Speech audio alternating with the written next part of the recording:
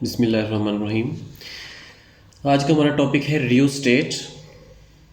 Rheostat क्या होता है, ये कैसे बनता है और ये कैसे काम करता है, ये हम इस लेक्चर में देखेंगे। तो रियोस्टेट, ये आपके सामने ये एक तस्वीर नज़र आ रही है जो कि रियोस्टेट है और ये मुख्तलिफ शेप्स में हो सकता है। ये फ़िज़िक्स लेबॉर्ट्री के अंदर इस तरह का रियोस्टेट इस्तेमाल किया जाता है। इसमें होता क्या है, ये एक वायर वाउंड वेरिएबल रजिस्टर है। आपको यहाँ पे ब्लैक कलर की वायर नज़र आ रही होगी जो एक इस इंसुलेटर के ऊपर वाउंड की गई है और ये क्लोजली स्पेस है, लेकिन ये टर्न्स आपस में कनेक्टेड नहीं है। इस तरह से बहुत फाइनली, बहुत क्लोजली स्पेस इस वायर को वाउंड किया गया है और ये वायर मैग्नीन वायर होती है। और मैग्नीन क्या है? मैग्नीन एक अलॉय है जिसमें 84.2% कॉपर, 12.1% इसमें मैग्नीज और 3.7% निकल, ये इसका अलॉय बनाया जाता है और इससे ये वायर तैयार की जाती है और इसको मैग्नीन वायर का नाम देते हैं और इसको इसके ऊपर वाउंड किया जाता है। और इस वायर की जो रेजिस्टेंस है वो यहाँ पे लिखी जाती है, इसके ऊपर इसकी रेजिस्टेंस की वैल्यू लिखी होती है। इसमें 3 टर्मिनल्स होते हैं, 2 टर्मिनल्स इसमें फिक्स होते हैं। यहाँ पे आप देख सकते हैं, एक ये टर्मिनल है, ये वायर का एक एंड है ए टर्मिनल, और इस वायर के दूसरे साइड पे, दूसरे एंड पे बी टर्मिनल होता है और ये दोनों फिक्स्ड टर्मिनल्स होते हैं। इस तरह से एक तीसरा टर्मिनल है, दैट इज स्लाइडिंग कॉन्टैक्ट। आप देख सकते हैं यहाँ पे ये इस वायर के साथ टच हो रहा है, सिर्फ थोड़ा सा हिस्सा एक वायर से टच हो रहा है और ये इस रॉड के ऊपर मूव कर सकता है। इसको आप इस साइड से भी कनेक्ट कर सकते हैं और इस साइड से भी कनेक्ट कर सकते हैं। तो एक वक्त में इसकी एक साइड इस्तेमाल की जाती है, इसलिए चूँकि ये इसके ऊपर मूव कर सकता है, इसको स्लाइडिंग कॉन्टैक्ट भी कहते हैं। यहाँ पे ए और बी फिक्स्ड टर्मिनल्स हैं, जबकि सी मूवेबल टर्मिनल है जो कि स्लाइडिंग कॉन्टैक्ट कहलाता है। तो ये तो हो गई इसकी कंस्ट्रक्शन। टोटल 3 टर्मिनल्स होते हैं, ए और बी, और जो कि फिक्स है, और सी यहाँ पे मूवेबल टर्मिनल है जो कि स्लाइडिंग कॉन्टैक्ट कहलाता है। अब इसको 2 तरह से इस्तेमाल किया जा सकता है, एक एज अ वेरिएबल रजिस्टर और दूसरा एज अ पोटेंशियल डिवाइडर। अब हम देखते हैं कि इसको किस तरह से एज अ वेरिएबल रजिस्टर इस्तेमाल किया जाता है और किस तरह से इसको एज अ पोटेंशियल डिवाइडर इस्तेमाल किया जाता है। तो सबसे पहले एज अ वेरिएबल रजिस्टर।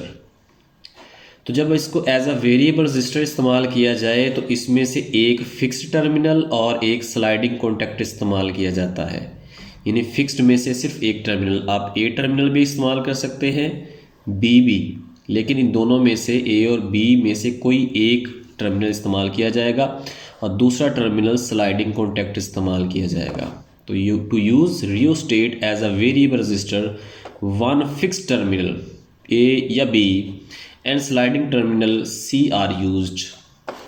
अब अगर मैं यहाँ पे लेट्स सपोज ये ए टर्मिनल है, इसके साथ एक बैटरी कनेक्ट करता हूँ और इसके साथ सीरीज़ में एक लैंप कनेक्ट कर दिया और इसको जोड़ दिया यहाँ पे स्लाइडिंग कॉन्टैक्ट के साथ। अब करंट यहाँ से जब फ्लो करेगा तो ये यहाँ से लेके, ये फिक्स टर्मिनल से लेके यहाँ तक, इसमें से करंट, इस वायर में से करंट गुजरेगा और यहाँ से ऊपर बल्ब में से गुजरेगा। ये जो बकिया हिस्सा है, इतना स्लाइडिंग कॉन्टैक्ट से लेके ये जो बाकी दूसरा टर्मिनल है, ये इस सर्किट का हिस्सा नहीं है और ना ही ये रेजिस्टेंस इस सर्किट में शामिल है। तो आप देख सकते हैं ये ए टर्मिनल और ये सी टर्मिनल, और अगर इसी को मैं रेजिस्टेंस के सिंबल के साथ रिप्रेजेंट करूँ तो हमारे पास ये शेप आएगी। तो यहाँ पे ए से लेके बी तक इस टोटल रियोस्टेट की रेजिस्टेंस है, लेकिन ए से लेके सी तक इसको मैं स्मॉल आर से रिप्रेजेंट करूँगा। तो ये बैटरी, तो यहाँ पे बैटरी के पॉजिटिव टर्मिनल से करंट जब फ्लो करता हुआ ए की तरफ जाएगा, ए से फिर वो सी तक जाएगा और सी से इस एमीटर से गुजरता हुआ वापस आएगा। एमीटर यहाँ पे इसलिए कनेक्ट किया गया है ताकि करंट की अमाउंट को मेजर किया जा सके। V is equal to I R होता है। यहाँ पे I ये करंट है और R A और C के दरमियान रेजिस्टेंस है, और यहाँ से I is equal to V over R। अब अगर C को A की तरफ मूव करें तो आप देखें जब C टर्मिनल A की तरफ मूव करेंगे तो A और C के दरमियान फासला कम होता जाएगा, यानी वायर की लेंथ कम होती जाएगी।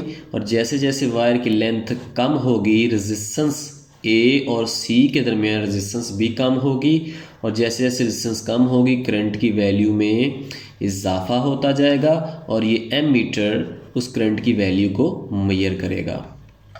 इस तरह से अगर C को B की तरफ मूव किया जाए, यानी ये वाला टर्मिनल C टर्मिनल B की तरफ मूव करेंगे, तो जैसे जैसे C टर्मिनल B की तरफ मूव करेगा तो A और C के दरमियान लेंथ ज़्यादा होने की वजह से रेजिस्टेंस की वैल्यू बढ़ेगी, और जब रेजिस्टेंस की वैल्यू बढ़ेगी तो करंट की वैल्यू कम होगी।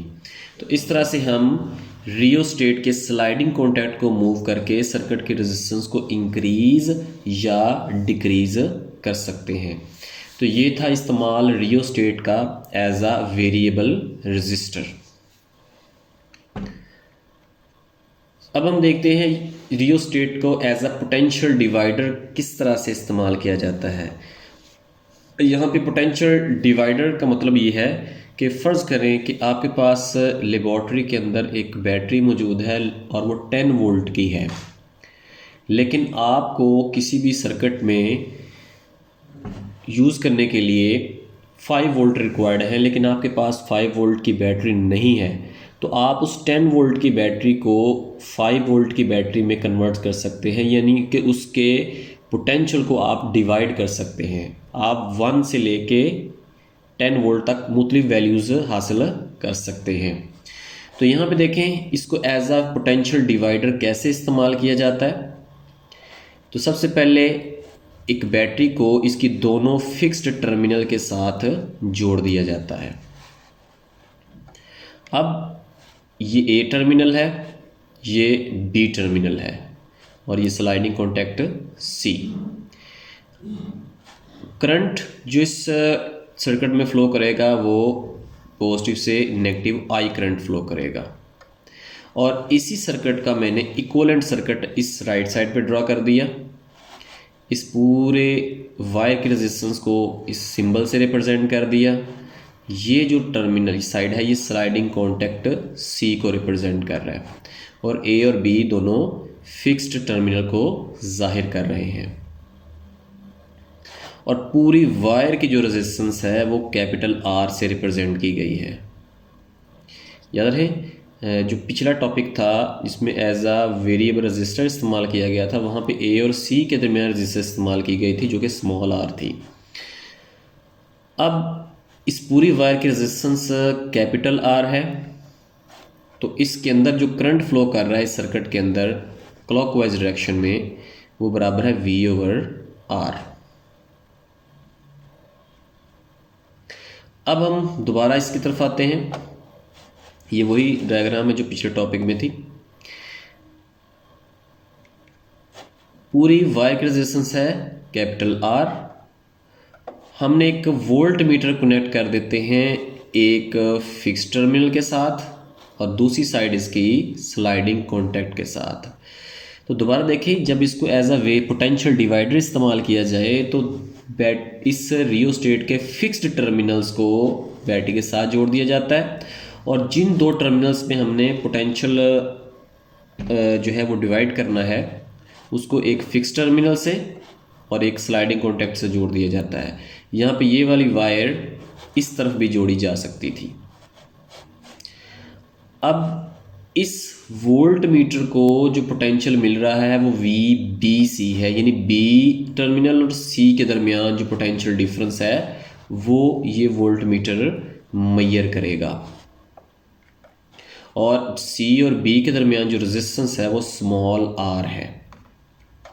और इसी सर्किट को इस तरफ ड्रॉ कर दिया गया है। ये आ गई टोटल रेजिस्टेंस, और ये आ गई resistance between B and C. अब देखें V is equal to I R होता है, तो यहाँ पे वी बी सी जो है ये वोल्टेज है across terminal C and B, जो कि बराबर है करंट I और R, इन दोनों के दरमियान जो रेजिस्टेंस है उसके बराबर है। तो ये आ गया करंट जो कि बराबर यहाँ पे V ओवर R के बराबर है, और ये रेजिस्टेंस B और C के दरमियान है। तो करंट की वैल्यू यहाँ फार्मूले में पुट कर दी, V ओवर R, और B और C के दरमियान जो रेजिस्टेंस है वो स्मॉल r है, वो वैल्यू पुट कर दी। इसको थोड़ा सा रीअरेंज कर लिया, स्मॉल r कैपिटल R के ऊपर कर दिया, और V जो है वो स्मॉल r के जगह पे ले आए। अब आप इस रिलेशन में देखें कि अगर तो हम C को मूव करते हैं B की तरफ, ये स्लाइडिंग कॉन्टैक्ट B की तरफ मूव करते हैं, तो स्मॉल r की वैल्यू में कमी होती है। जब स्मॉल r की वैल्यू में कमी होगी तो V B C की वैल्यू में भी कमी होगी, यानी जैसे जैसे स्लाइडिंग कॉन्टैक्ट को B की तरफ मूव करते जाएंगे इस वोल्टेज की वैल्यू में कमी आती जाएगी। और इसी तरह से अगर हम C को A की तरफ मूव करते जाएंगे तो स्मॉल r की वैल्यू में इजाफा होता जाएगा, और जैसे जैसे इजाफा होता जाएगा वैसे वैसे voltage across point B and C वो भी बढ़ता जाएगा। और आप देख सकते हैं जैसे जैसे मैं इस C को अगर A के ऊपर ले आऊँ तो ये वाली रेजिस्टेंस, पूरी रेजिस्टेंस और ये वोल्ट मीटर एक दूसरे के पैरेलल हो जाते हैं, और जब ये पैरेलल हो जाएंगे तो जितना वोल्टेज A और B के क्रॉस है उतना ही वोल्टेज इस वोल्ट मीटर के क्रॉस होगा, यानी ये वाला वोल्ट मीटर इस वोल्टेज को मेजर कर रहा होगा। फर्ज करें अब इसको हम यहाँ पे लेके आते हैं, और ये वोल्ट लेट्स सपोज कि ये बैटरी जो है ये 10 वोल्ट की है, और इस वक्त ये स्लाइडिंग कॉन्टैक्ट मिड में है। जब ये मिड में होगा तो ये वोल्ट मीटर 5 वोल्ट शो कर रहा होगा। तो अगर आप यहाँ से ये वायर और ये वाली वायर किसी भी सर्किट में ऐड करेंगे तो ये 5 वोल्ट की आउटपुट देगी। अगर हमें कम वोल्टेज चाहिए तो C को B की तरफ मूव करते जाएंगे तो ये वोल्टेज कम होता जाएगा, और अगर C को हम A की तरफ मूव करते जाएंगे तो ये वोल्टेज बढ़ता जाएगा। इस तरह से अपनी रिक्वायरमेंट के मुताबिक हम इस सर्किट से रिक्वायर्ड पोटेंशियल डिफरेंस हासिल कर सकते हैं। तो इस तरह से rheostat as a potential divider इस्तेमाल होता है। अब हम बात करते हैं थर्मिस्टर की। थर्मिस्टर क्या होते हैं? ये आपको मुख्तलिफ शेप्स में थर्मिस्टर्स नज़र आ रहे हैं। अगर आप कोई भी ख़राब पुराना रेडियो या कोई और सर्किट बोर्ड चेक करें तो उसके अंदर आपको इस तरह के छोटे छोटे बहुत से कंपोनेंट्स नज़र आएंगे। ये तमाम के तमाम थर्मिस्टर्स हैं, और थर्मिस्टर्स हीट सेंसिटिव होते हैं। हीट सेंसिटिव मतलब है कि इनकी रेजिस्टेंस टेम्परेचर के चेंज होने से इंक्रीज़ या डिक्रीज़ होती है। इससे प्रीवियस लेक्चर में हमने कार्बन रेजिस्टर पढ़ा था।